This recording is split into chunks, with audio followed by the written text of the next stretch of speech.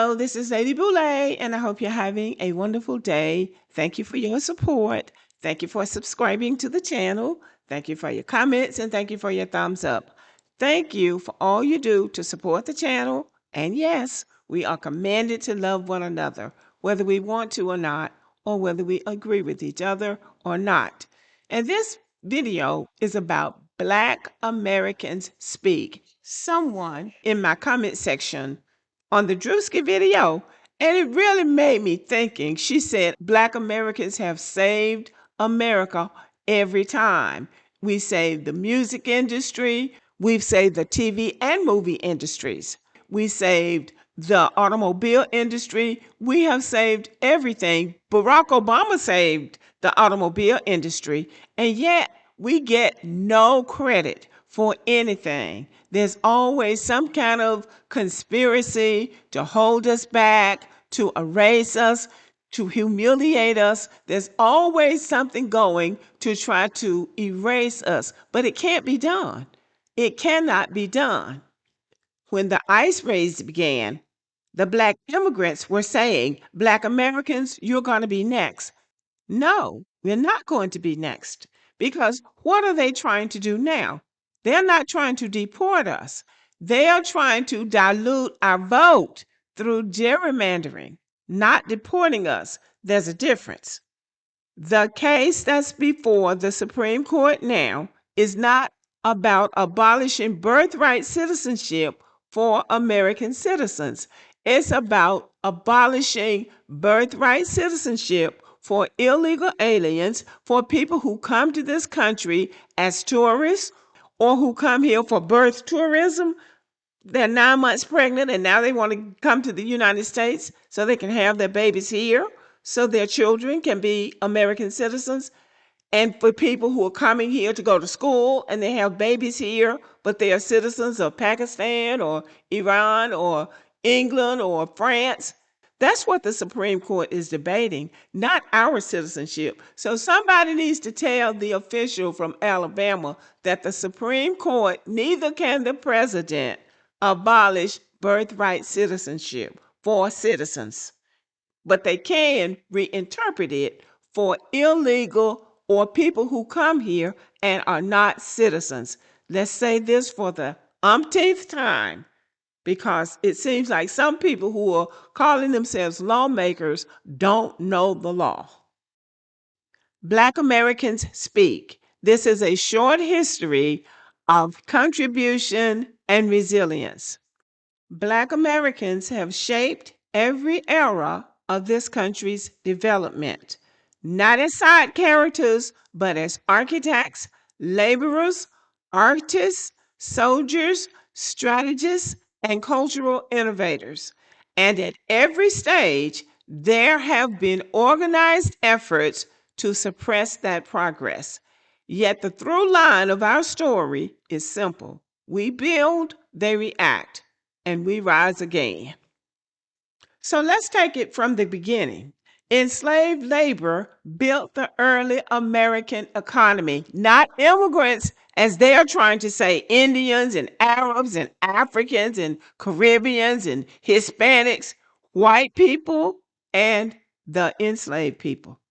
The United States became a global economic power because of enslaved Black labor, not by accident, but by design. Slavery's economic engine was cotton, rice, sugar, and tobacco. And maritime shipping created the first American millionaires and funded Wall Street banks. Black people had agricultural expertise. Enslaved Africans brought rice cultivation, cattle management, metallurgy, and engineering knowledge that the colonies depended on.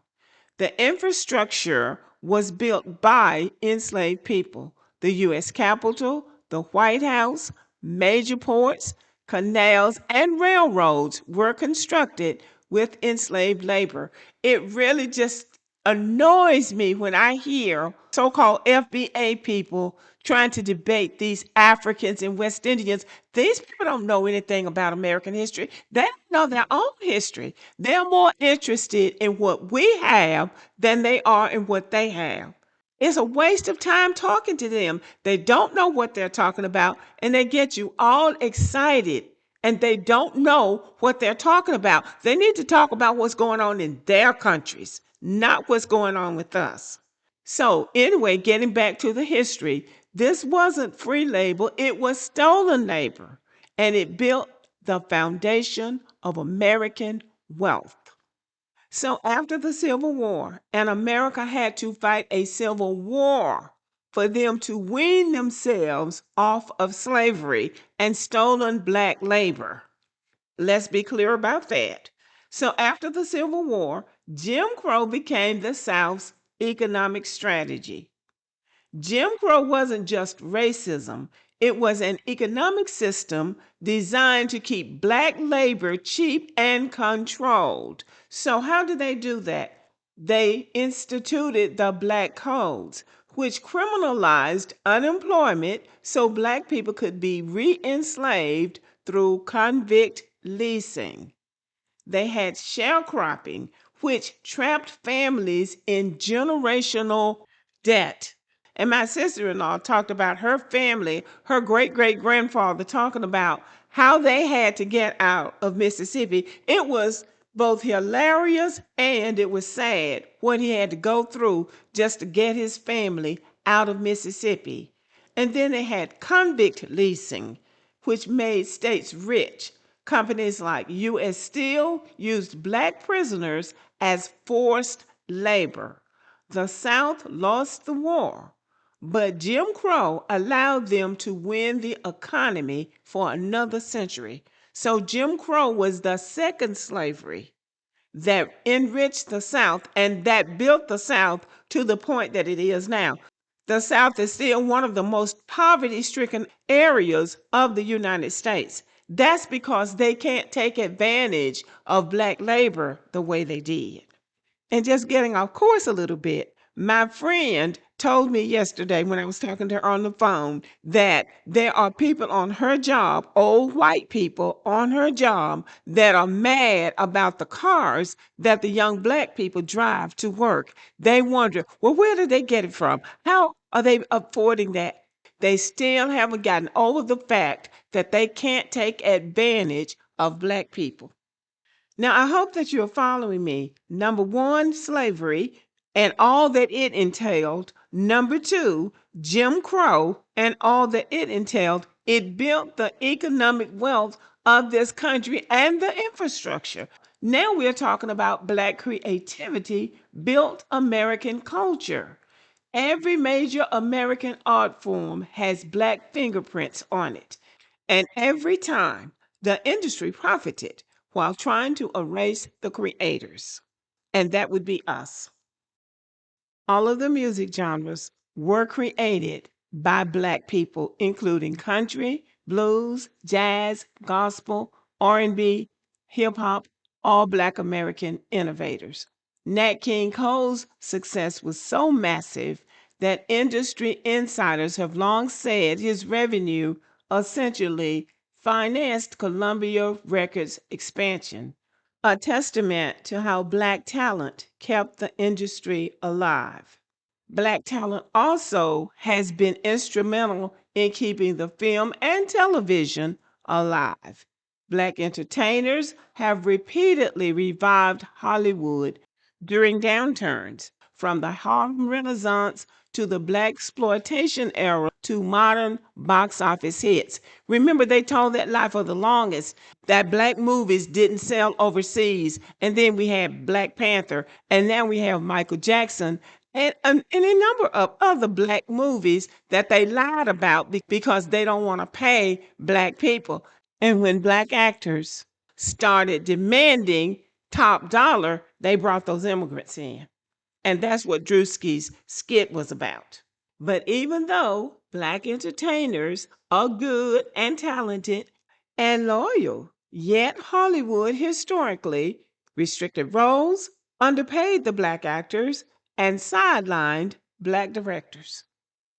And now we come to sports because sports team owners have gotten over like fat rats on Black athletes. Black athletes transformed every major league, driving ratings, ticket sales, and global influence. Black culture is the heartbeat of American culture, and the world knows it. But America doesn't want to accept it. It wants to erase us. It's just like I was listening to one of the content creators talking about basketball.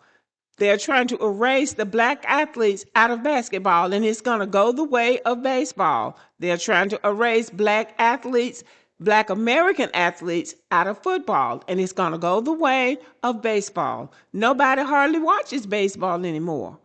It's supposed to be America's sport, but Black people are not in it, and so people are not watching it.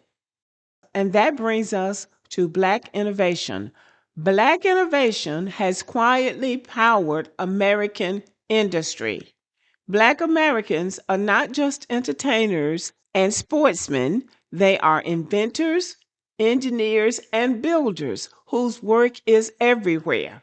Garrett Morgan, traffic light, gas mask.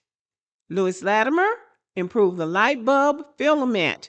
They keep saying Thomas Edison invented the light bulb, but Lewis Latimer was the one that gave it light.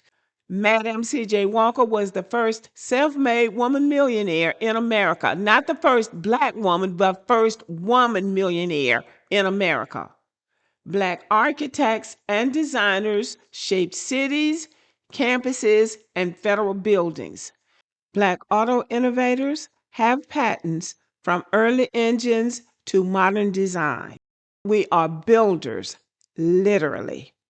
And despite every barrier, every conspiracy, every attempt to minimize or erase us, the record shows one thing: we prevail every time. All right, y'all, thank you for listening. Let me know what you think about the video and have a good day.